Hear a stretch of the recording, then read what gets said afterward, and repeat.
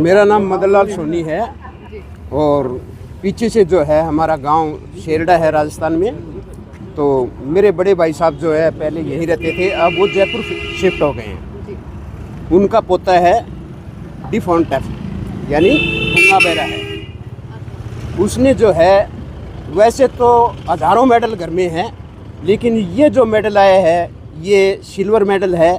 और Asia games हुए थे अभी, जिसमें लगभग 55 देश जो है शामिल थे। उसमें वो पोता जो है 19 साल का है, हमारा देवन नाम है, सिल्वर मेडल ले आया है।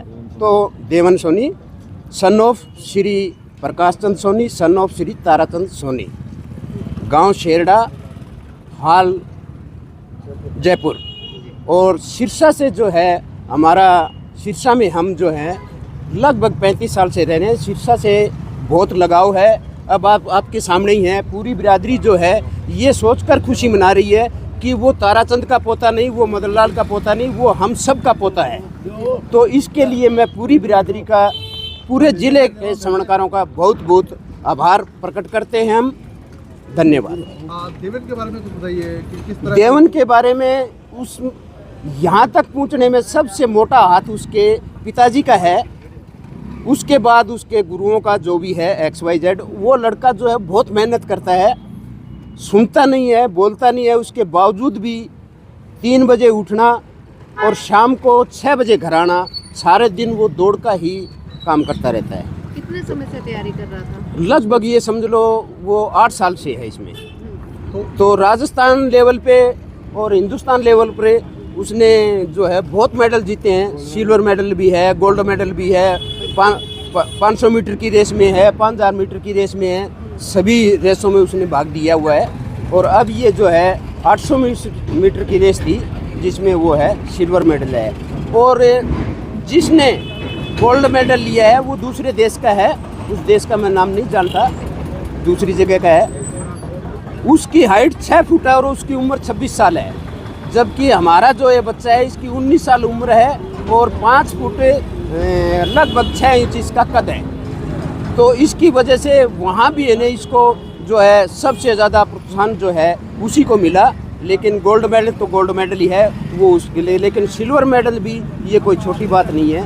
पूरे एशिया के अंदर जो है हमारे समाज का जो है उसने नाम रोशन किया है। और मैं पुनः एक बार फिर मेरे सिरसा शहर के सभी श्रवणकार भाइयों का तहे दिल से, जोड़ा परिवार की तरफ से, हमारे पूरे परिवार की तरफ से बहुत बहुत बधाई है, शुभकामनाएं देता हूं। बाबूजी, आपने बताया देवन सुन नहीं सकता, बोल नहीं सकता, लेकिन वो इस मुकाम तक कैसे पहुंचा, कैसे उसी एशिया तक? यानी ये जो खेल होते हैं, जो गूंगे बहरे होते हैं, उनका अलग होता है।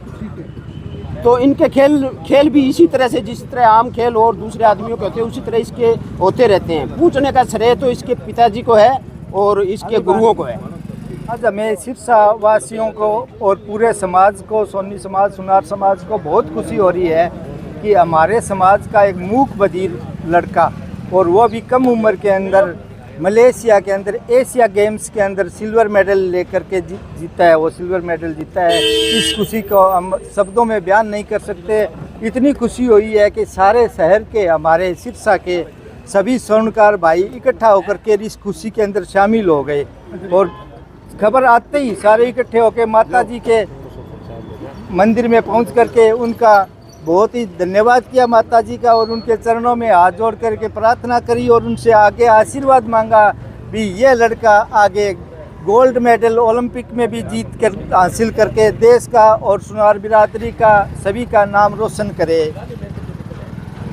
ये जी अपने आदरणीय मदनलाल जी खड़े, इनका पोता है। तो गोल्ड मेडल मलेशिया से जीत के आए, 55 देशों ने पार्टिसिपेट किया था उसमें। तो बड़ी खुशी है, सारे समाज में खुशी की लहर है। खुशी में सारा समाज इकट्ठा होकर माता रानी के मंदिर में माता रानी का भी धन्यवाद करने के लिए और इस परिवार को बधाई देने के लिए यहाँ सारा समाज पहुँचा है।